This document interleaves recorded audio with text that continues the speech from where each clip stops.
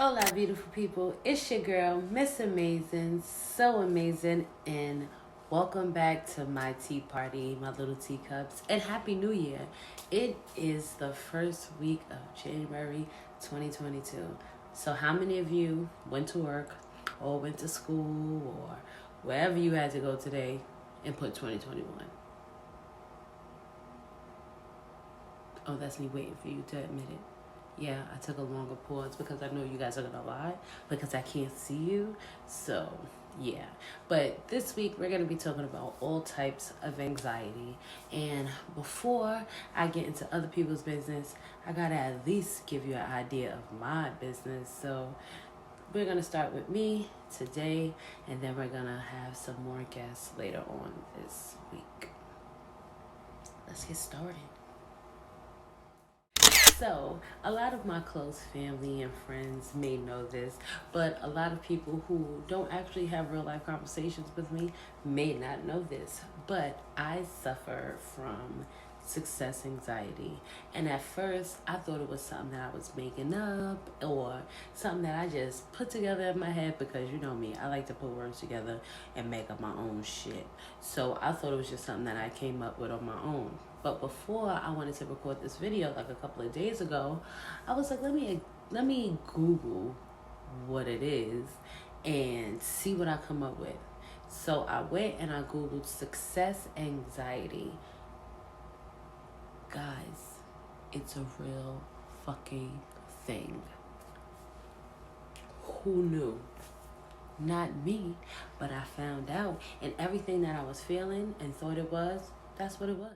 Now, I'm not going to sit here and make it seem like it's this type of thing, but it's basically exactly what it says. Like, you afraid of success. And I know a lot of people are thinking like, how the fuck can you be afraid of success? So, and shouldn't you want to strive for success? Doesn't everybody want to succeed? And yes, all of those things are true, but there's something that holds a lot of people like myself back, and there's so many things that goes along with it, but I'm going to break down just a few of the things so you guys can get an understanding of what I'm saying. So, like, success anxiety can actually be masked by people thinking that they're more so afraid of failure when that is not exactly the case, and it took me years to figure that out. Before I get into specific examples of my success anxiety, let me just break down the difference between success anxiety and being afraid of being afraid of failure. Being afraid of failure is not wanting to try something because you think you're going to fail or don't think that you can do it. You're not adequate enough, you're not smart enough, you're not fast enough, you're not tall enough, you're not short enough, rich enough, whatever the case is. You think that there is some greater force that's going to stop you from succeeding. Now, those of us who are afraid of success, we're afraid of what's going to happen when we actually succeed. Like, what happens after I succeed? How do I keep the success?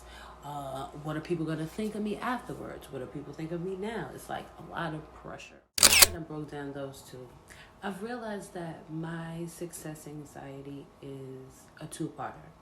So, being told no kind of sends me in like a whole downward spiral. Like, one thing can go wrong and I'm done with everything, like, over it. I don't know how many times I've left auditions or stopped working on something or stopped doing something that I was good at because something went wrong. And that kind of puts a hindrance on my success as well, in my anxiety on succeeding. I am someone who always gets it right. So when I get it wrong, it's like, huh? But on the other hand, things can be going extremely well. Everything could be going great. I could be going towards the next level of whatever it may be, school, my podcast, modeling, any of those things. And I would be so flustered, so overwhelmed with the possibility that I can actually finish school, or I can actually have my podcast listened but to by a lot of people, not just my friends and family. Uh, um, there might be people who actually want to come to my modeling school for kids. It's like all of these things that I want to happen and things that I need to happen in order for my business to grow and be successful are things that I'm definitely afraid of, because I just don't know what's going to happen when it happens. At first, when a lot of people see this video, or whoever watches this video, they're going to think, how is that possible? Like, who would be afraid of succeeding or afraid of their business doing well? And then there's going to be other people that watch this video and be like, damn, sis, I felt you on that. Me too. Oh my God. And that is really the point of me going into detail about my anxiety, my success anxiety, and the way that I am when it comes to certain things. Another thing that goes along with my success anxiety is consistency. Now, the consistency is hurting and helping. Well, I can't say helping because inconsistency doesn't help. Now, consistency plays such a vital role in my success anxiety. Now, if I stay consistent, I know for a fact that whatever I do, I will succeed at. I know that for a fact, because anything I touch, I'm good at.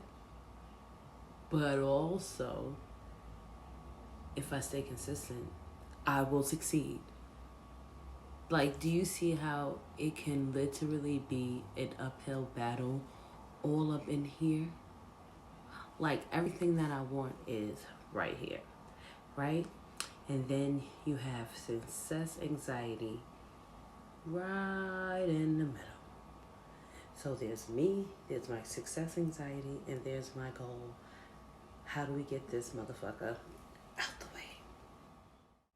Now, with my own pressures, dealing with the success anxiety, then the outside pressures from friends and family, knowing that you're able to do something and you're not doing it to your full potential. It could be aggravating to the outside world. Those people who love you, those people who are depending on you, those people who may think they'll be able to depend on you once you become successful. Whatever their motive is, you have all these outside pressures, then you have internal pressures, and it can literally lead you to combust. So over the last couple of months, I've been trying to figure out ways to deal with the anxiety. My first way I found was dealing with no. Like, it's okay for someone to say no. It's okay for something to go wrong. All you have to do is dust yourself off and try again, like Aaliyah said. Secondly, I realized that big success is what makes me so fret. So I have learned to start setting little goals that I can accomplish that'll just help me learn to enjoy getting things done.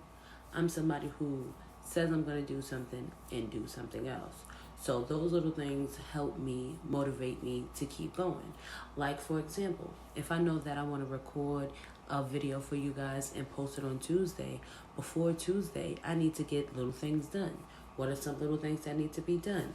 I need my hair to be done. I need to have a conversation with Julian so I know which room I'm going to be recording in, whether it's the living room or the bedroom. I have to write out my show so I know what I'm talking about. Make sure I do my research. Make sure I have pictures if necessary.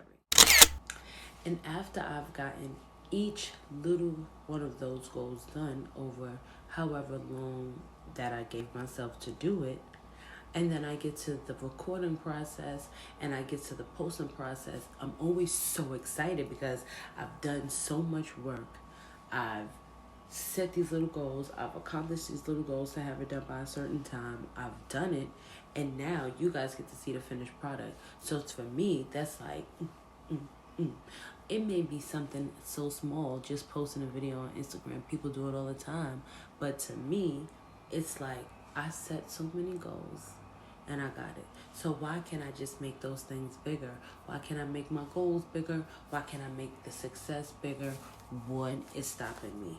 Nobody but myself. And I'm starting to learn how to literally get out of my own way.